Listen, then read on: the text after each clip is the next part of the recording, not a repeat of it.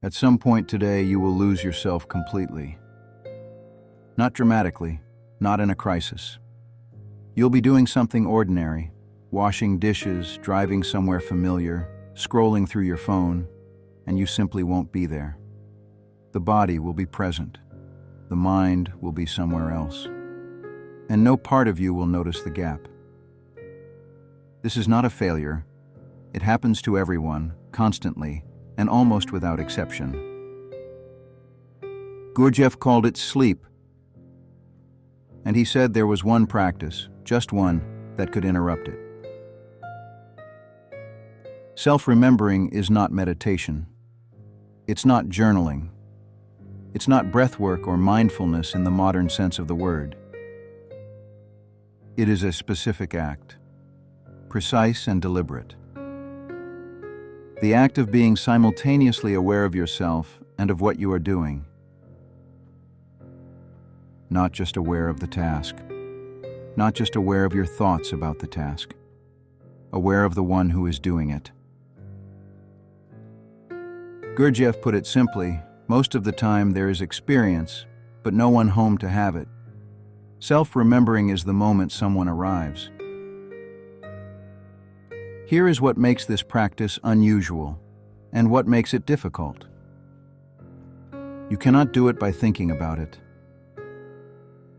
The moment you begin analyzing whether you are self-remembering, you have already stopped. The intellect steps in, makes an assessment, and the direct awareness, the thing itself, slips away.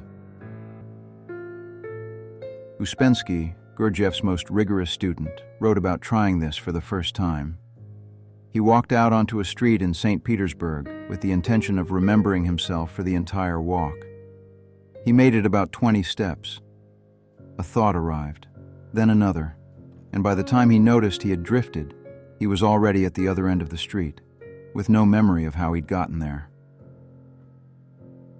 20 steps. After a lifetime of considering himself a serious, self-aware man. The best way to understand self-remembering is not to define it further, but to attempt it.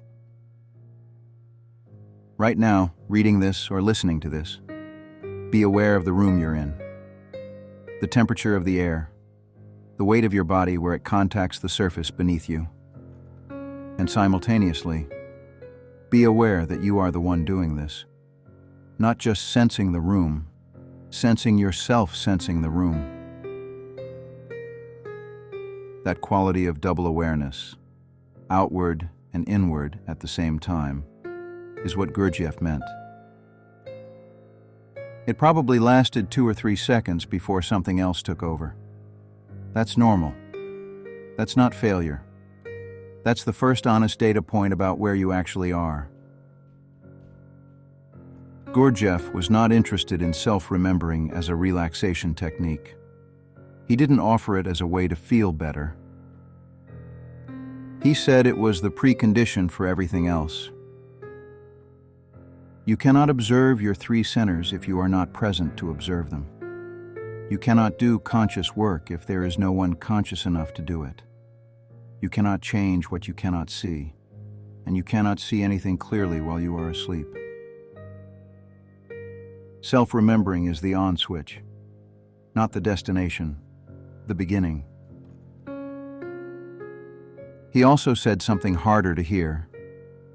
Without self-remembering, nothing else you do in the direction of self-development actually accumulates.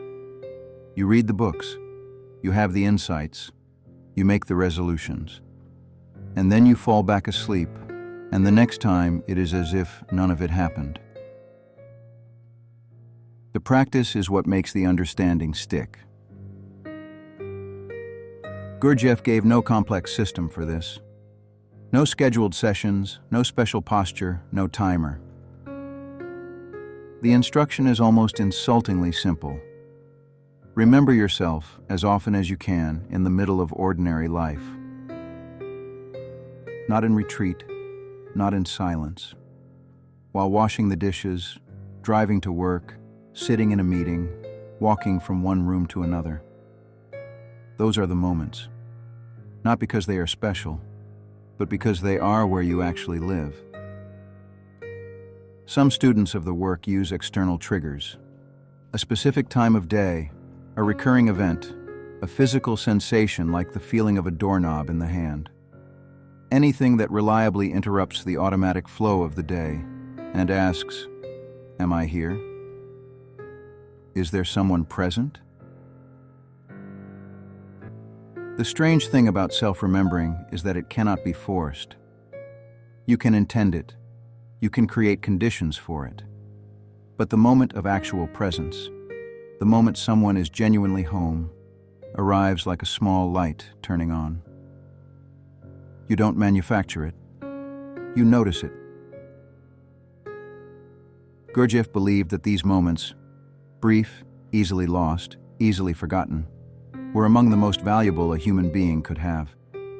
Not because they feel extraordinary, most of the time they don't, but because they are real. They are moments of actual life, rather than life passing unobserved. Everything else in the fourth way, the three centers, the Enneagram, conscious labor, it all assumes this practice as its foundation. Without it, the ideas remain ideas. Interesting, perhaps, but inert. With it, something begins. Take one moment today, just one, in the middle of something ordinary, and ask, "Am I here?" See what answers.